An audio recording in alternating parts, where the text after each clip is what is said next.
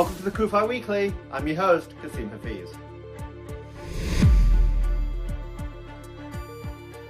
Okay, and welcome to another episode of the CUFI Weekly. I wish I had some really positive news to tell you. And of course, there are positive things going on in the Middle East. Israeli scientists are making leaps and bounds in healthcare, and it's changing the lives of so many, light onto the nations in so many ways. But there are more pressing things that we have to discuss this week. So Israel once again came under rocket attack. Once again, terrorists tried to murder Israeli civilians using missiles and rockets, firing them from other territories into Israel. But this time it wasn't from Gaza. This time it was from Lebanon. So let's first have a look at what happened. So it started off with some missiles being fired at Israel from Lebanon. Palestinian terrorist groups based in Lebanon took responsibility. Israel, like any sovereign nation, saw that its civilians were being threatened, its civilians were being attacked, so it responded and struck terrorist targets in Lebanon. And then on Friday, Hezbollah, a different terrorist group, the Iranian-funded, Iranian-supported Shia terrorist group Hezbollah, decided to fire 19 rockets at Israel. 19. Thankfully, a mixture of Iron Dome and Hezbollah's rockets just misfiring. No Israeli civilians were injured or killed, but many had to go to bomb shelters in the Galilee region in the Golan Heights. Now, here is what is so interesting about this. So we have Israel, a democratic country, our close friend and ally, being attacked, and it deals with rocket attacks from Gaza, from terrorists in Gaza like Hamas. They deal with now terrorism from Lebanon, from Hezbollah. And this is, I don't even know if you would have heard about it. Why? Because apparently a lot of the media doesn't care. But you know when they do care? Do you know when they do all feel they have to speak out? It's when Israel defends itself. That's when everybody all of a sudden becomes activated. And we've seen that out. This isn't me just saying it. This isn't me just talking about what may happen. We've literally saw that play out in the last few months. When Hamas started firing rockets at Israel and Israel responded, were people going, Israel has the right to defend itself. Israel should protect its civilians. Hamas are a terrorist organization that terrorized their own civilians. No, that wasn't the messaging. Be it the media, be it influencers on social media, be it celebrities who all of a sudden became experts in the Middle East and couldn't tell the difference between right and wrong. Now, you don't need a PhD in Middle Eastern studies to comment on the Middle East.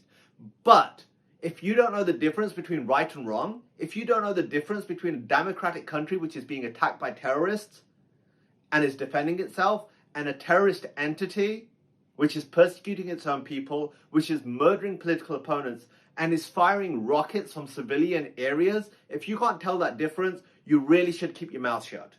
It's as simple as that. And that's exactly what they're doing right now. They're keeping their mouths shut as Israel is attacked. No comments, no condemnation, but you know if Israel takes stronger action, if Hezbollah decides to fire more rockets, and Israel takes stronger action against Hezbollah, then everybody will come out. That same chorus of not understanding, the moral idiots of the world. They think they're doing something moral, they think they're doing something just. Instead, they are siding with the most immoral organizations, the most immoral regime in Iran, who fund, supply, and essentially give Hezbollah orders, and they think that is what is right. That is what counts as justice today. It is a skewed and frankly abhorrent reality, but that is the reality we are dealing with today. There is an information battle happening here. I am fully confident of Israel's ability to defend itself. The IDF is an incredible military force, but there is an information war being fought, and sadly, in that, the truth no longer matters. It is who is the loudest, who is making their voice heard, and essentially, who gets the message out first. That's why when we stand up for what's right, when we stand up for Israel, when we stand up for our democratic friends, when we stand up for right against terrorism, we need to be constantly talking about the truth. How many of your friends know that Israel was attacked? That 19 rockets were fired at Israel from Lebanon? How many of your friends know that? How many of your family know that? How many members of your church or local community know that? You may be the only ambassador of Israel and the truth that they may meet. And that is why it is so key that you speak up. I will continue to say this because when these things happen, this isn't the end of it. This isn't a random altercation. Israel has been fighting for its survival since 1948. It is dealing with groups that call for the murder of Jews and the destruction of the state of Israel.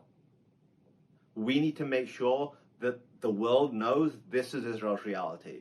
This is our friend and ally in a very dangerous region with some very, very bad actors. We have to stand with Israel. We have to keep them in our prayers, but we also have to use our voices.